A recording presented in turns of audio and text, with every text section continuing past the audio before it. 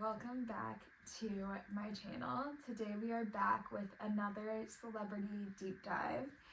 Today we are diving into the Taylor Swift versus Kim and Kanye drama.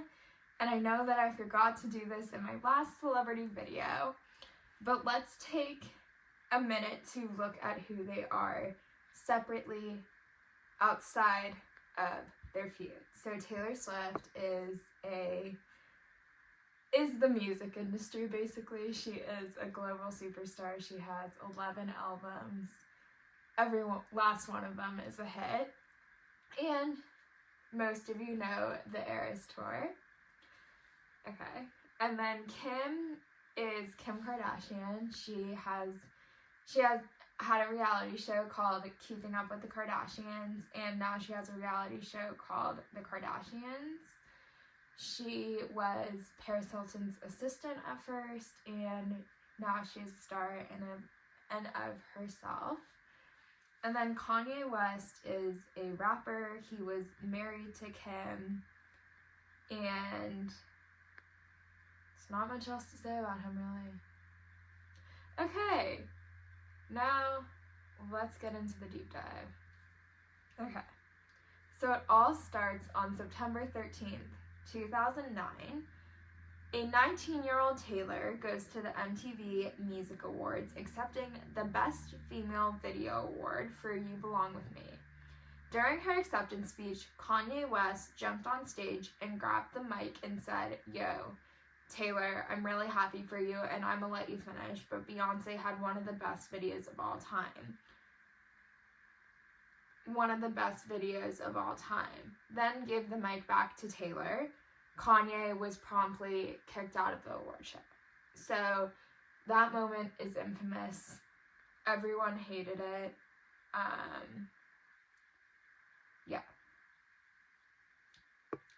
Then, September 15th, 2009, Kanye appears on the Jay Leno show and speaks about the incident saying, "It was weird, period. I don't try to justify it because I was in the wrong. Dealing with the fact that I hurt someone or took anything away, from a talented artist or from anyone, because I only wanted to help people. My entire life, I've only wanted to do and give something that I felt was right, and I immediately knew in this situation that was wrong." Meanwhile, Taylor goes on The View and speaks about it. "My overall thought process was something like, wow, I can't believe I won. This is awesome. Don't trip and fall. I'm going to get to thank the fans. This is so cool. Oh, Kanye West is here. Cool haircut. What are you doing there? And then, ouch. And then, I guess I'm not going to get to thank the fans." She also confirms that Kanye has not reached out to her to apologize. Following her appearance on The View, Kanye calls Taylor personally to apologize, she says. "He was very nice in his apology, and I accepted that apology." So, 2 days after, Kanye seems to be very apologetic about the situation and admitting that what he did was wrong. And Taylor is like, "Yeah, it sucked. He hasn't apologized." And then a few days later, he did reach out to personally apologize to her. So he just seems very apologetic, and she is obviously willing to forgive him. And then we skip to September 4th, 2010. Kanye issues another apology via Twitter, writing, "I'm sorry, Taylor. We're both artists, and the media and managers are trying to get between us. She deserves the apology more than anyone. Thank you to Twitter co-founders Biz Stone and Evan Williams for creating a platform where we can communicate directly." During the heartfelt barrage of tweets, Kanye also reveals he's written a song for Taylor. Not much to say there, because it didn't really matter at the end of the day. September 12th, 2010, Taylor releases a song about Kanye called "Innocent" off her new album, Speak Now. One lyric is, "Who you are is not what you did. You're still an innocent." Right? We love that song. She talks in that song about how, you're not what you do. You can still redeem yourself, basically. and it's kind of clear that it's about Kanye at certain points. And then November 2010, Kanye backtracks on his apology, now calling what he did selfless and not arrogant on his part, claiming that she didn't deserve to win the award. Also saying that Taylor never came to my defense at any interview, he complained, accusing Swift of exploiting the incident for publicity. Now, this is where it takes a turn. He, at first, seemed to be very apologetic and realizing what he did was wrong. However, he then backtracks. And then, fully, June 11th, 2013, he officially takes back his apology, stating that he only apologized due to peer pressure. Goes on to state, I don't have one regret. Yeah. So, in the matter of 4 years, he officially just takes back the in the matter of 4 years, he just takes back the apology. Doesn't care anymore. And then in February 2015, a new leaf has been turned, spotted looking close at a Grammys after party, and there are rumors of a collaboration. Kanye tells Ryan Seacrest this: she wants to get in the studio and we're definitely going to go in. I don't have an elitism about music. I don't discriminate. A few days after the Grammys, the pair are seen grabbing dinner together at a New York hotspot called the Spotted Pig. So it seems like they're friends again. It seems like everything's okay. It seems like they're getting past it. In August of 2015, at the 2015 VMAs, Taylor presents Kanye with the Video Vanguard Award, the most public confirmation that they are friends and they're good. In September 2015, Kanye announces he wants to run for president, and Taylor posts something that alludes to her volunteering as his running mate. And then this is where things take another turn. February 2016, Kanye releases a song, Famous, which features the lyric, I feel like me and Taylor might still have blank. I'm not going to say it. I don't feel comfortable saying it. Why? I made that B word famous. Yeah. I feel like everyone knows that infamous moment by now. I'm personally not going to say the words, but they are there. Kanye claims that he called Taylor and got her approval first, saying, I called Taylor and had an hour-long convo with her about the line, and she thought it was funny and gave her blessings. Taylor's team immediately denies it, saying Kanye did not call for approval, but to ask Taylor to release his single Famous on her Twitter account. She declined and cautioned him about releasing a song with such a strong misogynistic message. Taylor was never made aware of the actual lyric, I made that be famous. Yeah, so this is where I would say, like, the drama definitely reignites and it gets worse, for sure. Again, I'm not gonna say the words. I don't feel comfortable doing that. It's out there, like, it's on the internet. February 15th, 2016, Taylor wins Album of the Year at the Grammys, and her speech alludes to the Kanye drama, saying, as the first woman to win Album of the Year at the Grammys twice, I want to say to all the young women out there are going to be people along the way who are going to try to undercut your success or take credit for your accomplishments or your fame. Not fames. Yeah. We've already established that I can in fact not speak English. Swift said, not naming anybody, but if you just focus on the work and you don't let those people sidetrack you, someday when you get where you're going, you'll look around and you will know that it was you and the people who love you, who put you there. And that will be the greatest feeling in the world. June 16th, 2016. Who else but Kim Kardashian enters the media, echoing Kanye's statement during a GQ interview, saying, She totally approved that. She wanted to all of a sudden act like she didn't. I swear my husband gets so much shit for things when he really was doing proper protocol and even called to get it approved. Kim went on to claim that the phone call was recorded and she approved those lyrics. And then they sent an attorney's letter like, don't you dare do anything with that footage, and asking us to destroy it. So Kim comes into the media claiming that Taylor did approve the lines. I made that famous. And even goes so far as to claim that the phone call was recorded. So, yeah. June 28th, 2016, the music video of Famous has wax figures of celebrities with Kanye in what is a really gross, disgusting music video that I don't recommend anybody watch. I personally don't want to watch it. Taylor's camp does not respond, but her friend Lena Dunham says this in an angry Facebook post. Now I have to see the prone, unconscious, waxy bodies of famous women twisted like they've been drugged and chucked aside at a rager, Dunham wrote. I'm not sure that Bill Cosby doll being in the bed alongside Donald Trump is some kind of statement. I don't have a hit cool reaction because seeing a woman I love like Taylor Swift, fuck that one hurt to look at, I couldn't look. A woman I admire like Rihanna or Anna Wintour reduced to a pair of waxy breasts made by some special effects guy in the valley. It makes me feel sad and unsafe and worried for the teenage girls who watch this and may not understand that grainy roving camera as the stuff of snuff films.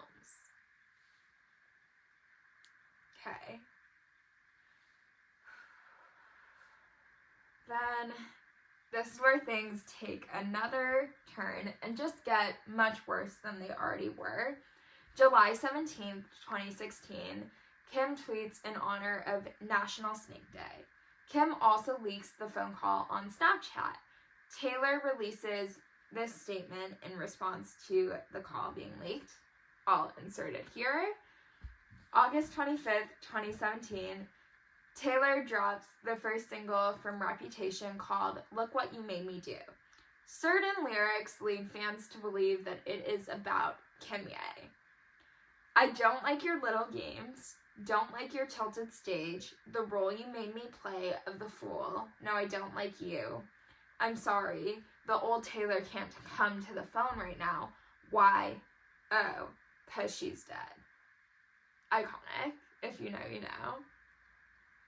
October 5th, 2017, Idris Elba comments saying this to the New York Times. It was a bit awkward because Taylor Swift and I had to present an award. We were walking through the crowd and obviously there was a little beef between Taylor and Kanye. I didn't know any of this, but I was there and I was like, oh, this is Ox. November 10th, 2017, Taylor releases Reputation and fans have lots of theories about who it's about. 2 songs definitely seem to be about Kim and Kanye. I did something bad with the lyrics saying they're burning all the witches even if you aren't one. They got their pitchforks and proof, their receipts and reasons. And this is why we can't have nice things with lyrics such as, it was so nice being friends again. There I was giving you a second chance, but then you stabbed my back while shaking my hand. March 7th, 2019, Taylor talks about the feud publicly for the first time, outside of, her statement on the recorded phone call. The first time actually, speaking about it farther than just responding to something that Kim and Kanye had claimed. Calling Kim and Kanye bullies. In an interview with Elle magazine, she said, in my experience, I've come to see that bullies want to be feared and taken seriously. A few years ago, someone started an online hate campaign by calling me a snake on the internet. The fact that so many people jumped on board with it led me to feeling lower than I've ever felt in my life. I can't tell you how hard I had to keep from laughing every time my 63-foot inflatable cobra named Karen appeared on stage in front of 60,000 screaming fans. It's the stadium tour equivalent of responding to a troll's hateful Instagram comment with LOL. It would be nice if we could get an apology from people who bully us, but it's maybe all I'll ever get is the satisfaction of knowing I could survive it and thrive in spite of it. And then in August of 2019, Taylor tells Vogue how being canceled by Kim Kardashian changed her life. A mass public shaming with millions of people saying you are quote-unquote canceled is a very isolating experience. I don't think there are many people that can actually understand what it's like to have millions of people hate you very loudly. When you say someone is canceled, it's not a TV show, it's a human being.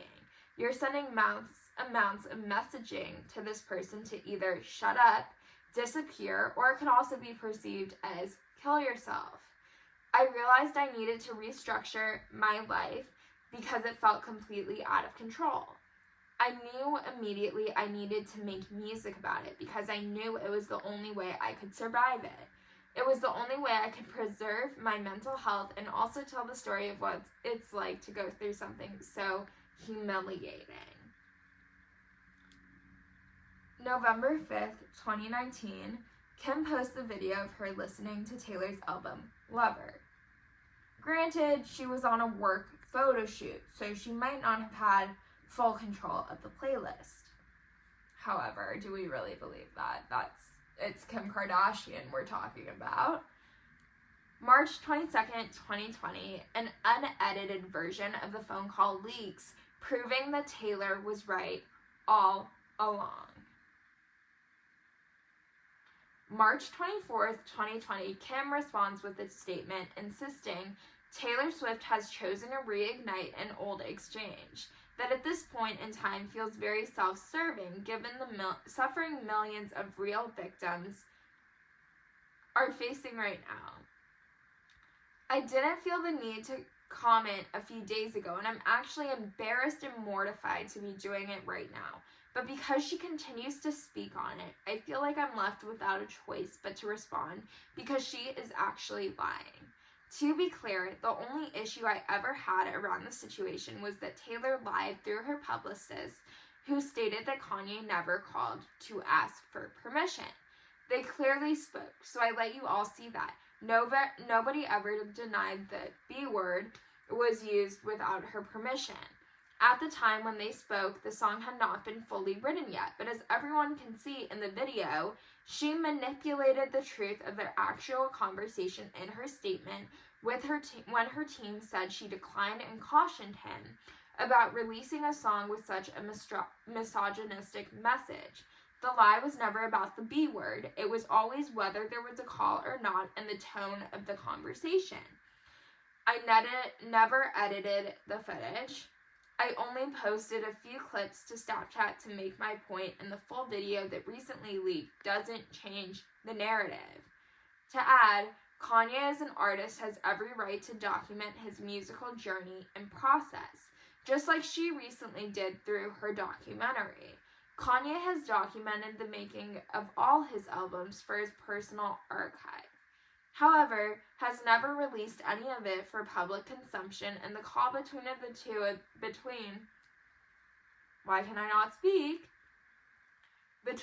of them would have remained private or would have gone in the trash. I give up. I can't speak English. It's okay. And the call between the two of them would have remained private or would have gone in the trash had she not lied and forced me to defend him. This will be the last time I speak on this because honestly, nobody cares. Sorry to bore you all with this. I know you all are all dealing with much more serious and important matters. So Kim is under the impression that nobody cares, but clearly a lot of people cared to cancel Taylor Swift and force her into hiding over this scenario. Clearly, so many people cared. But it's Kim Kardashian, so she thinks nobody cares because it's not a big deal to her. Okay, moving on. And then we go to December 16th, 2021. Kim discusses Taylor in a new interview when asked about her favorite album.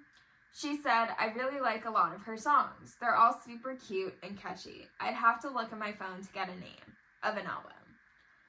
And then we skip 2 years later, December 2023, Taylor talks about the feud in her Times interview, saying, "It took me down psychologically to a place I've never been before. I moved to a foreign country.